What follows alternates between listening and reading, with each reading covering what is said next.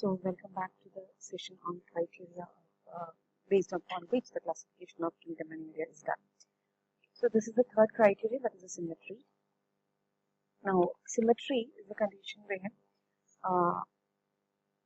the body parts are arranged in relation to the axis or the plane in such a way that the body gets definite shape and form, and two halves of the body on the sides of the axis exactly or identical or corresponding.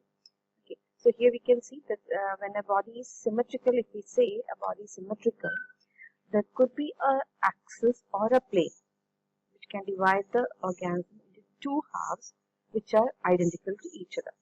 Okay, so this is the plane, fine, and this plane divides the organism into two equal halves. That is it. Okay, so when we cannot find any such kind of a symmetry, we call it as asymmetrical. Okay, so the body of any organism, if it cannot be divided into two equal halves through any plane, we call it as asymmetrical body. Okay, and it includes the most of the sponges. Okay, because they are irregular in shape, they don't have a general body plan. Okay, you can see here, right? We cannot find any plane that can divide the organism into two equal halves. Okay, so that is known as a asymmetrical, right? Then we have the two kinds of symmetry, this radial and bilateral. Radial symmetry is where we can actually the body can be divided into two equal halves by any plane which passes through the center of the body. Okay, so we can find that this particular organism can be divided into two equal halves with any plane that passes through the central axis, okay, central cavity. So you can see there is one plane over here which divides it into these two halves. Okay, another plane like this. Okay, another plane like this. So we can find innumerable planes that can divide the whole organism into two equal halves. The only one condition is the plane should pass through the central cavity or the center point, central axis. Okay, clear? Right. So these kinds of radial symmetry, we can find it in the case of cnidaria, or what we call the coelom, and some of the sponges. We saw that most of the sponges are asymmetrical, but some sponges are radially symmetrical. Okay, cnidarians. We can find it in the case of echinoderms, starfishes and all, isn't it? So they all have they are all radially symmetrical, right? Ctenoforms can also be considered as radially symmetrical. Fine. Now, bilaterally symmetrical is a condition where the body parts are arranged in such a way that the plane which divides it, there can be only one plane that can divide the organism into two equal halves. Okay, so only if the plane extends anterior-posteriorly, we can find the organism being divided into two equal halves. There is no other plane. Okay, so the plane always passes through anterior-posterior axis in this particular condition, in this particular specimen. So what happens? We can find that in bilaterally symmetrical body, we can find definite sides. That is, you have anterior end and posterior end, right? You have dorsal end and ventral end below. Okay, dorsal end is the ventral end is the side. Ventral side is the side which is closer to the substratum on which it is walking or moving. Okay, while dorsal side is just the opposite. Right? So this is the only plane of symmetry which can pass through the central axis and divide the organism into two equal halves. Such a kind of symmetry is what is referred as a bilateral symmetry. Okay, so the bilateral symmetry we can find it in the case of all other groups. Majority of the eumetazoans we can find. Okay, and in bilateral symmetry, the body has a well-defined anterior and posterior end, dorsal and ventral surfaces, and also right and the left halves. Okay, so we can this is one example. Humans have another example with the bilateral symmetry. Okay. So this is with regard to the symmetry. Now next one we have is the coelom.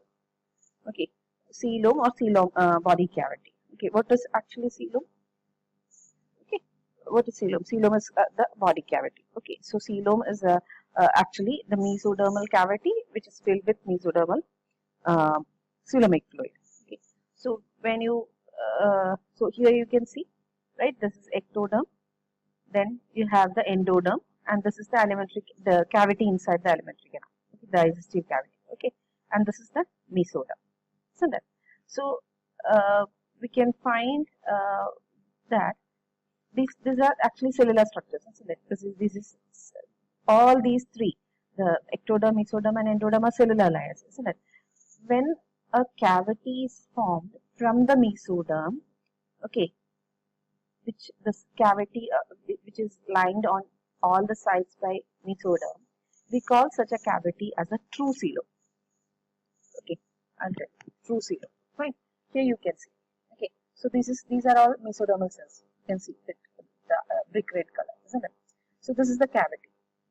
Cavity is actually an opening, right? It is a cavity. Okay, so what happens? This cavity, it is actually lined by the mesodermal cells on all the sides, right? So this kind of a coelom is a true coelom. Clear? What about this one? Okay, this is the what you call coelom, but it is not lined on both the sides by mesoderm, only on one side. So it is not. It is a coelom because it is a cavity, but it is not completely lined with what you call mesoderm, and hence it is not considered as a true coelom. Clear? But what about here? We don't have a cavity at all. So this kind of organisms are known as acoelomate. Okay, so true coelom usually is a mesodermal cavity, that is a cavity which is lined by mesodermal cells. Okay, and the cavity is usually filled with mesodermal fluid. Okay, and as already mentioned, lined by mesodermal epithelium. And based on the presence or absence of the true coelom, we can find that the triploblastic animals, okay, specifically triploblastic animals. We are not considering diploblastic animals. Okay, triploblastic animals, that is triploblastic eumetazoans, they are divided into acoelomate, pseudocoelomate, and eucoelomate. Okay, eucoelomate is considered to be the advanced group. So this has to come later. Okay, now whatever it is, acoelomate, here body cavity is absent.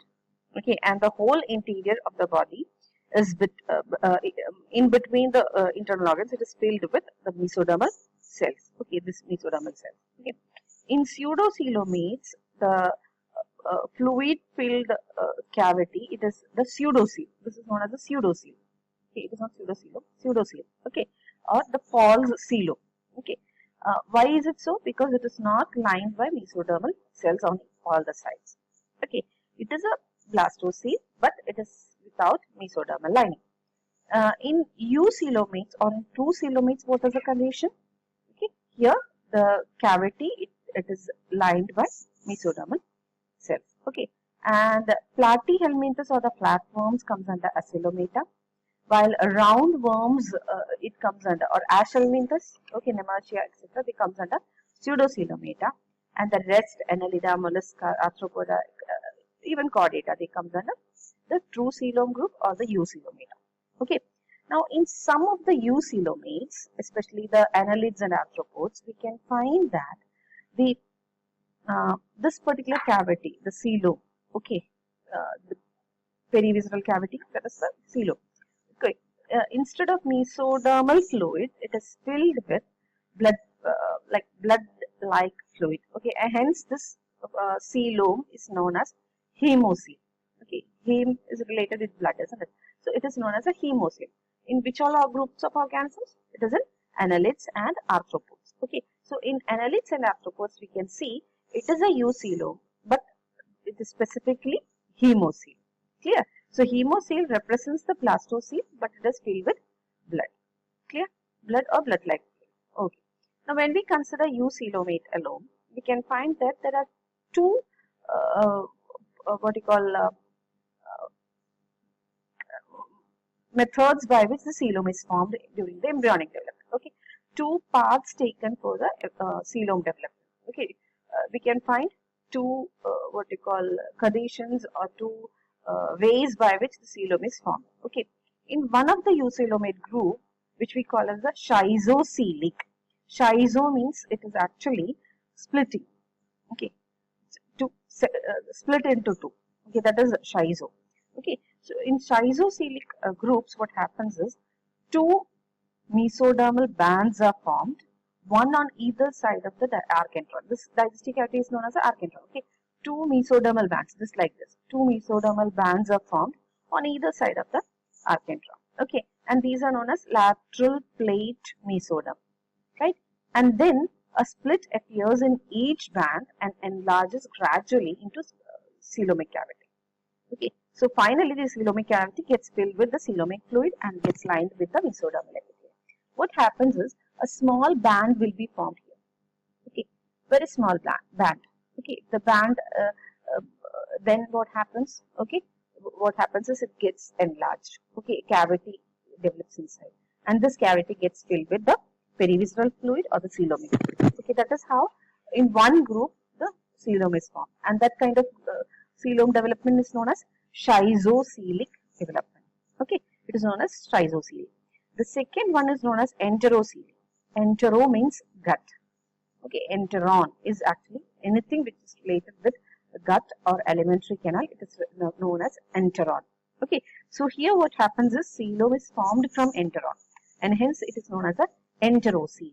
Okay, so we have schizocele. Okay, that is one group.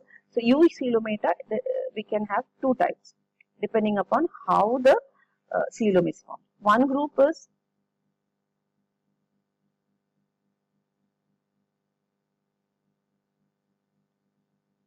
schizocoelom or schizocelic. Okay. The other group is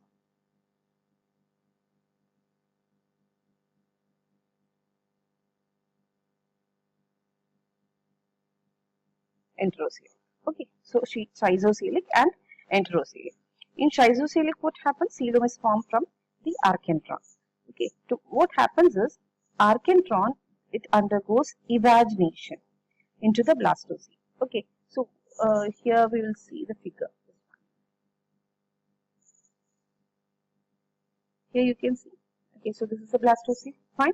So what happens is the what you call the archentron, it evaginates into the blastocele and it produces pouches.